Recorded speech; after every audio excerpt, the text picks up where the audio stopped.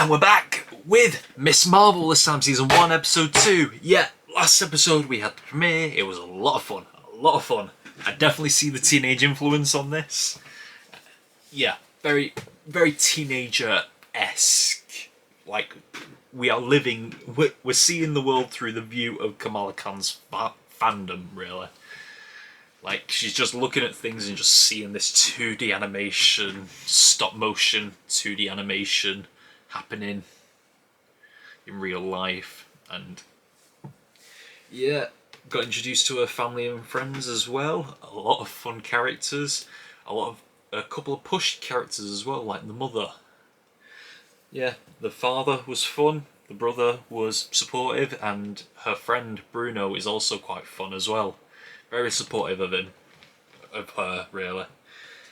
And yeah, clear Captain Marvel fangirl. But yeah, something tells me that she's going to be having her own story, considering, well, obviously because this is her show. But yeah, the bangle that she put on last episode, where the hell did that come from? But yeah, but now she's got that and it's given her these powers. And we got a little bit of tension with the family as well, so we're just gonna see where that takes us. But yeah, we've also got the people from Spider-Man No Way Home Damage Control looking out for her now, so we'll see where that goes. But yeah, no more talking, let's just get into Season 1, Episode 2 of Miss Marvel, starting right now!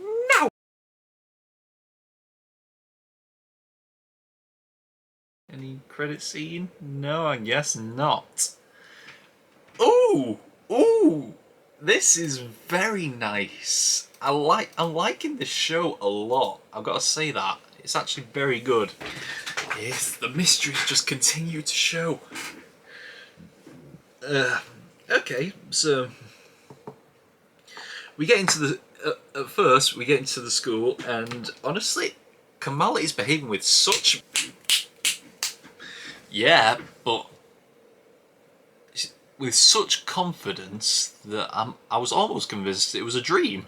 Well, yeah, she just went in there, behaved like a badass, and I suppose it worked out alright. It didn't feel that awkward. Because I was expecting her to do all that and then to wake up in reality and everyone's laughing at her. Or to wake up from a dream or something.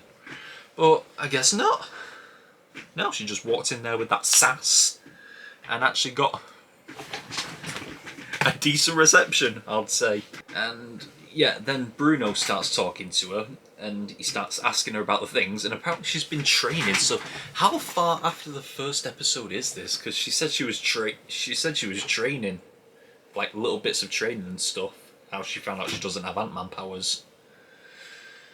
But yeah, then we find out she did behave with the badass entrance, and then she bumped into Cameron. First entrance of Cameron. Yeah, he showed up multiple times throughout the episode, but also they walk around, and Zoe is reveling in this attention that she's getting. For a second there, I thought she was like taking credit, as if she was pretending she was the superhero, but no. Then she was. I guess it's a sense of. I guess you must have a sense of pride or something in this world if you get saved by a superhero. Like, yeah, you've had an encounter with a superhero, but you had to be saved. So, I mean, if you saved the superhero from a dangerous situation, then you can have pride. But yeah, that was just the situation. She was. And then she decides to throw a house party to celebrate the fragility of life, and they invite Cameron as well. At first, Kamala's not going to go, but then when Cameron goes, she's going. So yeah, that's just how it is. And then after that, we have Kamala and Bruno training with her new powers. We got a little montage of her training what to do, and gotta say, she worked it out pretty fast. This whole platformer thing, when she sees Bruno playing a platformer game, she works that out pretty fast. So she learns she doesn't have super strength, and it seems that when she creates these big fists, they weigh her down a little bit. So super strength is not a thing, which is also different from what I saw of her in the Avengers game when she just makes giant hands and then she can control them at will. But then again, this is different, so... Is this more accurate to the comic books, or is the one in the game more accurate to the comic books? Please tell me. Then Kamala and Nakia go to the mosque. So we got a mosque scene. Obviously, this is a Pakistani family, a Muslim family. Of course, they go to the mosque. And yeah, then the matters of segregation come up, separating the men from the women. How the women's side is falling apart and the men's side is still in pristine shape. So, yeah. This is the side that's... like, we touched on it a little bit in the first episode, but there is the downsides to the Muslim religion for me. Like, everyone's entitled to their own religion and everything, but it's just the way they live. The segregation towards women, segregation towards people of different colour, different sexuality, different gender, and yeah, just the expectations that the mother has of Kamala. It's just that side of the religion that's not so pretty. Yeah. Although, to be fair, I didn't see a lot of people against the idea of... Well, we didn't see a lot of people that they were talking to, but they weren't against the idea of Nakia... Is her name Nakia? Because that's two people in the... That's two people in the MCU now who are called Nakia, but yeah. Kamala's friend, Nakia. Yeah, not many people were opposed to the idea of her becoming a part of the board so that it could improve the women's side of the mosque. So that's good, I like that. It means the segregation is not totally there. And after that, the next thing I wrote down was Cameron, so... No, we'll talk about Cameron later. We also talked about the possibility of Bruno leaving, because obviously after the house party they were saved by Cameron, who took them home in their car. I thought he was very accommodating from the beginning. I thought, oh, what a nice guy this is, and he's got a British accent too, so that immediately puts him higher in my tier. Because, I'm sorry, after Moon Knight I need a better representation of British people in the MCU than fucking Stephen. I mean, who else is in the MCU that's British? I mean, yeah, you've got Dane from Eternals. Who else?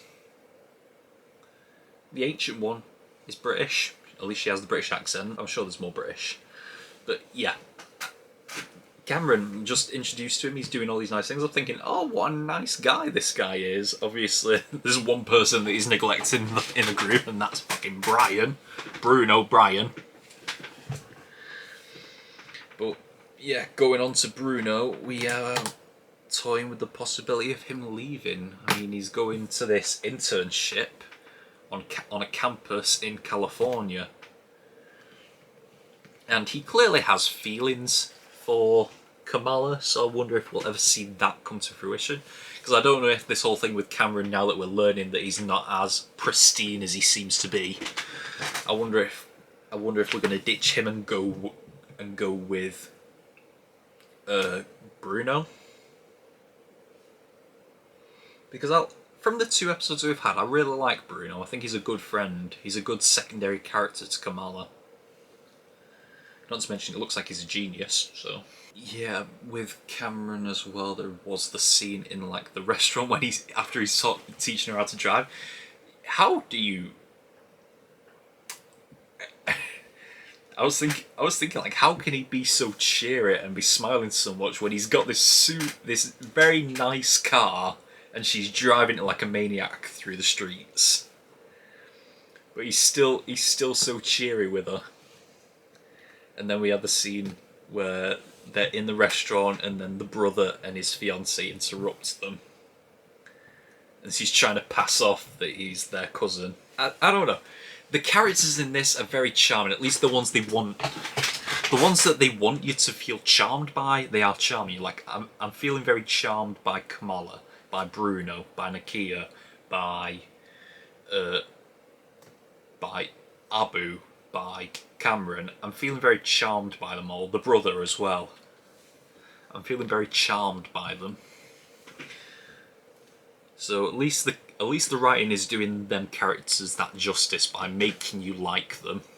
Like the characters they want you to like, I'm liking them. Like there's no character that I'm thinking like, you're supposed to be liking this character, but I'm not like, I'm not feeling it, I don't really like them. The characters they want me to like, I'm liking. And the characters they want me to feel a bit of towards, that's exactly what I'm feeling. We have the scene back at the house where the brother and his fiance are around for dinner, and then we get the backstory, the little backstory of, what was her name, Sana, and grandmother Aisha, with the whole train thing during the partition. Of course they had to bring in the whole British thing. How? For a second there, I was thinking like, oh, when they brought up British and how they don't like British, I was thinking, oh, is that going to cast a negative light onto Cameron if they ever meet him because he's got a British accent? That could still happen. Maybe. But yeah, during the partition, apparently Sana is Kamala's grandmother. Kamala has a mother, her mother's mother was Sana, and then Sana's mother was Aisha. So great-grandmother. Aisha is Kamala's great-grandmother, okay. So we got that, and apparently Sana followed a trail of stars that led her back to her dad during the partition.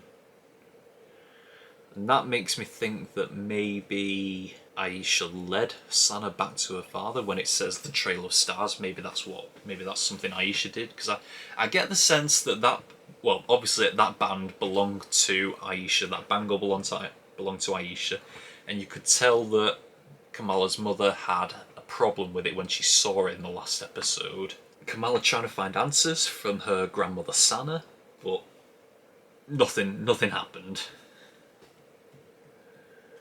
And clearly the mother is no help as well, because even though she's telling her focus on your own stories, focus on your family, the second that she does, she focuses on the one family member that the mother doesn't want to talk about. So I just the disapproving look that's constantly on the mother's face, I'm just, oh my god, just for once be happy for something, please. But then we get to the Eid. Well, basically the Eid thing took up the rest of the episode, but we get to that, and Nakia's still trying to garner favour with all these different groups in the Muslim community. In the meantime, Zoe is being interviewed by these damage control people, at least that's who I think they are, and they just interrogate her and narrow down exactly who they think this new cheap Captain Marvel that they're hunting could be. And then they realise, and then they manage to get across the South Asian accent, and they start sweeping the tri-state area. But then, oh my god, a line that I absolutely hated. The FBI is looking at them already. Oh, you have to bring that up, don't you? Like this bias against Muslims. Ooh, of course the FBI is looking at Muslims already.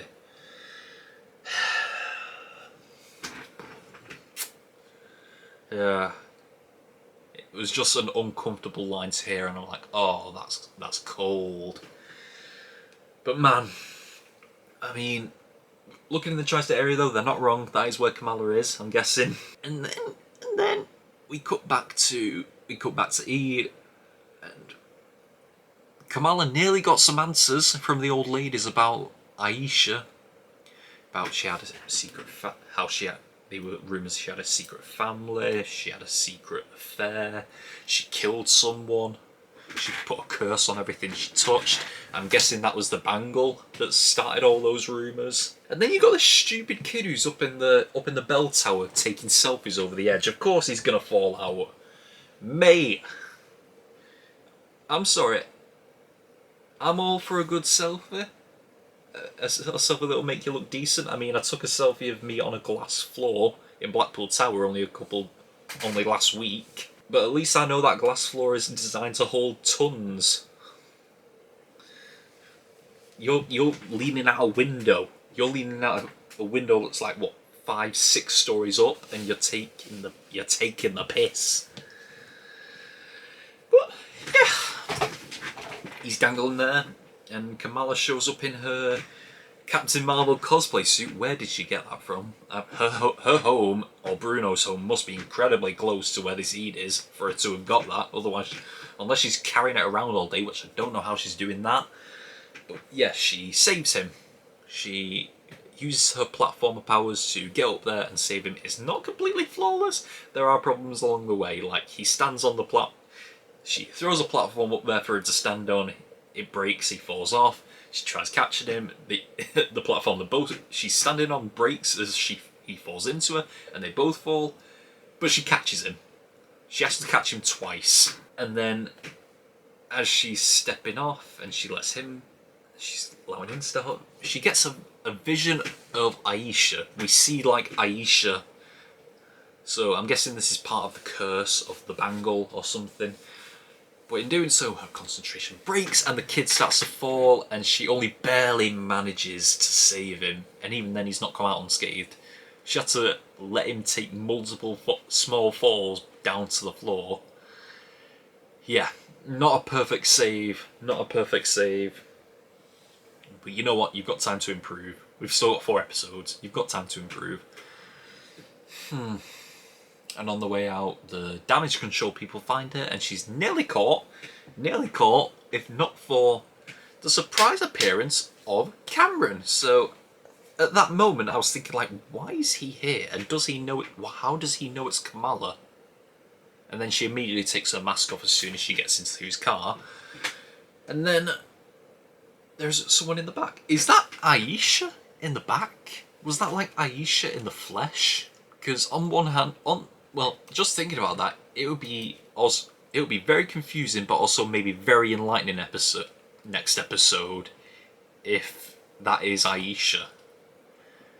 And it turns out it's Cameron's mum. So very interesting indeed. I am very interested in what's going on. Ranking out of the way. First episode was great, this episode was better. And I like where this show is going, because I'm liking everything I've seen so far, except for maybe the negative view on the Muslim culture. But then again, that's also just a fact of what comes with that culture. Yes, I'm liking so far. I'm really liking. It's very colourful, very cheery. It's a different vibe from what Moon Knight was. And once again, the chemistry between the characters is grandiose. Yeah, I'm really liking it. So yeah, that was my 2 episodes for today. I'm going to start the next 2 tomorrow after editing these 2, that is. But yeah, that is all we've got for this episode of Miss Marvel. Until next time, we are over and out. Bye!